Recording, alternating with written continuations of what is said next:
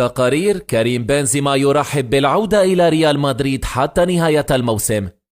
جاراد برانثويت يدخل دائرة اهتمامات ريال مدريد لتدعيم صفوفه.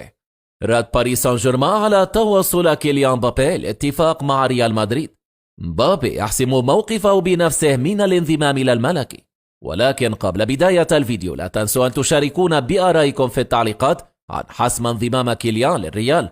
وإذا كنت من عشاق الملكي لا تنسى الاشتراك في القناة وتفعيل زر الجرس ليصلك الأخبار فور نزولها. وهيا بنا نبدأ الفيديو بالصلاة والسلام على رسول الله صلى الله عليه وسلم.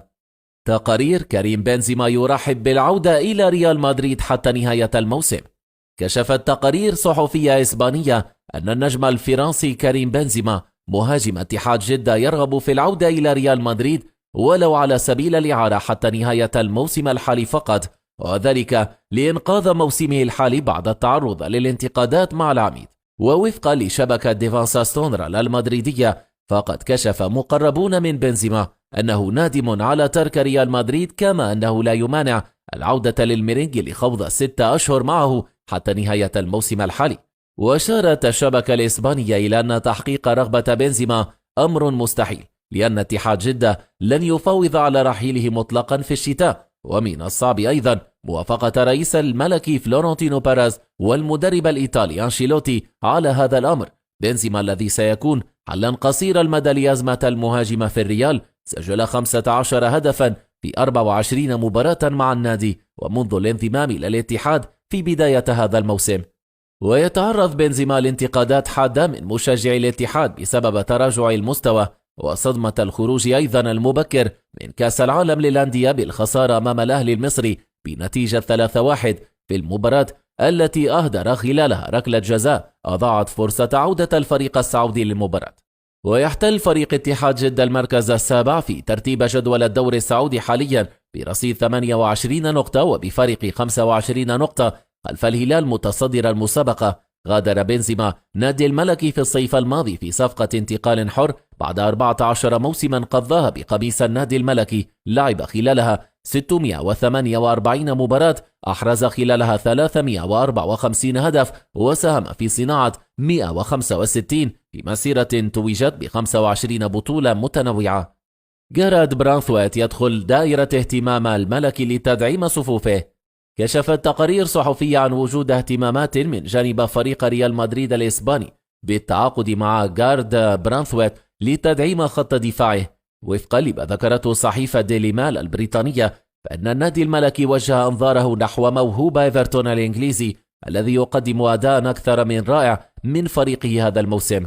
ويرتبط اللاعب البالغ من العمر 21 عاما بعقدا مع فريق إيفرتون يمتد حتى يونيو من العام 2027 مع إمكانية التجديد لعام آخر. وأشارت الصحيفة إلى أن هناك عددا من الأندية الإنجليزية ترغب في الحصول على خدمات اللاعب، وعلى رأسها مانشستر يونايتد وتوتنهام هوتسبير.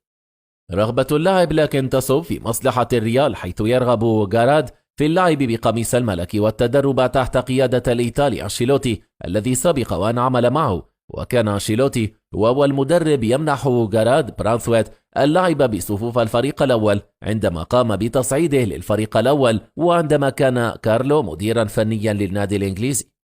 رد باريس سان جيرمان على توصل كيليان مبابي لاتفاق مع ريال مدريد. كشف راديو مونتي كارلو الفرنسي عن موقف بي اس جي من الأنباء الرائجة والتي تناولت توصل مبابي أخيرا نجم العملاق الباريزي لاتفاق مع ريال مدريد من أجل الانضمام للميرينجي. ويرتبط كيليان مع باريس سان جيرمان بعقد يمتد حتى نهاية الموسم الحالي، أي أنه منذ انطلاق يناير الجاري يحق إليه التوقيع لأي ناد بشكل حر، وعلى أن ينتقل إليه في يونيو المقبل مجانا.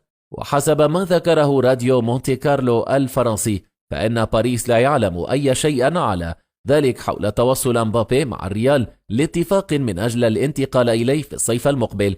وحيث يؤكد النادي الباريزي إنه ليس على علم بوجود مثل هذا الاتفاق، ولقد ما زال يتوقع مسؤولو بي اس جي التوصل إلى اتفاق مع اللاعب من أجل التجديد. ويتابع النادي باريس سان جيرمان ملف مبابي عن كثب، إذ ينتظر إخبارهم من قبل اللاعب بقراره النهائي وذلك بعدما فشلت المحاولات طيلة الفترة الماضية ومن أجل الوصول لاتفاق بشأن تجديد التعاقد. مبابي يحسم موقفه بنفسه من الانضمام إلى الريال. حسم كيليان مبابي نجم باريس سان جيرمان قراره النهائي بشأن خطوته المقبلة في فترة الانتقالات الصيفية وبنهاية الموسم الجاري.